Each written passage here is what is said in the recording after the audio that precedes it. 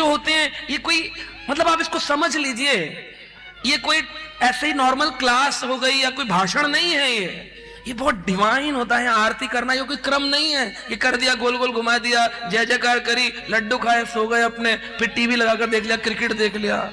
ये दिव्य स्थिति की है भागवत होती है।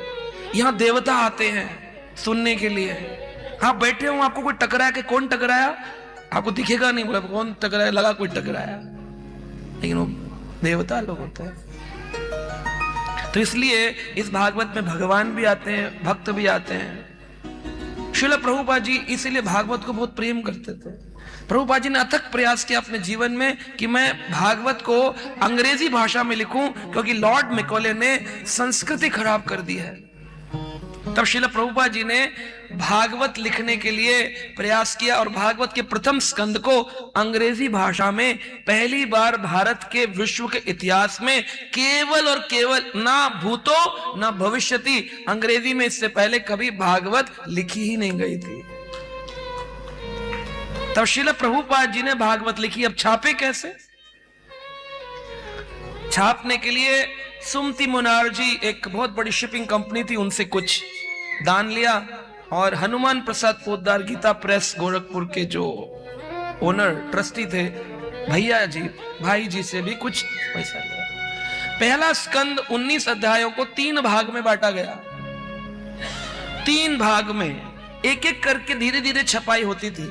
आज भी आप दिल्ली आए तो हम आपको दिखाएंगे, एक स्थान है छिप्पीवाड़ा, जहां श्रील प्रभुपाद जी वृंदावन से लोकल ट्रेन में बैठ करके छिप्पीवाड़ा जाया करते थे। क्यों? क्योंकि उनको भागवत छपानी है, दुनिया को सिखानी है। क्या जरूरत थी उनको मेहनत करने की? कौन सा पैसा उनके घर पहुंच रहा था? छिप्पीवाड़ा में एक व्यक्ति हमको मिले पर्सनली, तो वो बता रहे थे हमको, है महात्मा प्रिय प्रभु, छिप्पीवाड़ा में एक व्यक्ति मिले, वो बता रहे थे पर्सनली कि श्रील प्रभुपाद जी के पास कभी कभी 2 ही विकल्प होते थे। आज मुझे किसी ने 20 रुपए दिए हैं, इससे मैं भोजन खाऊं या भागवत छापने के लिए कागज खरीदूं। तो स्वामी जी कागज खरीदते थे और उस समय भूखे रह जाते थे। और उस पेपर को जब वो खरीद के लाते थे तो वहां एक छोटी बच्ची थी जो अभी बड़ी हो गई है, वो माता जी वृद्ध हो गई हैं। वो कहती मैं बहुत छोटी थी तब मैं देखती थी स्वामी जी अपने सिर पर कागज रख कर लाते थे, एक जैसे होता है ना A4 साइज का रिम सिर पे लग कर लाते थे। तो लोग पूछते थे कि स्वामी जी कागज आपने सिर पे क्यों रखा है? तो वहां के लोकल लोग जो वहां आसपास रहते हैं बताते थे, स्वामी जी कहते थे क्योंकि इस कागज में भगवान अवतरण लेने वाले हैं, सारी दुनिया उनकी पूजा करेगी, इस कागज में श्रीमद् भागवत छपने वाली है।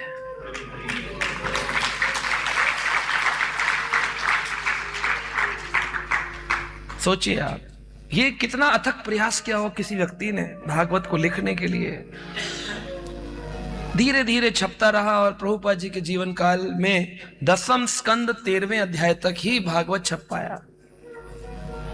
10वें स्कंद 13वें अध्याय के बाद श्रीमद् भागवत फिर श्रील प्रभुपाद जी के अनुयायी हृदयानंदास गोस्वामी महाराज और गोपी परमधन प्रभु आदि के द्वारा उसका अंग्रेजी भाषांतर किया गया और फिर वो 12 स्कंद पूर्ण हुए। लेकिन श्रील प्रभुपाद जी के जीवन काल में वो 10वें स्कंद के 13वें अध्याय तक ही भाषांतर कर पाए।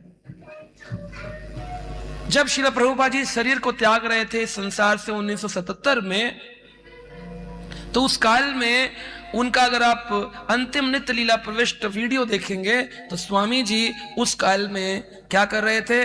10वें स्कंद के 13वें अध्याय ब्रह्म विमोहन लीला उसका भाषांतर कर रहे थे।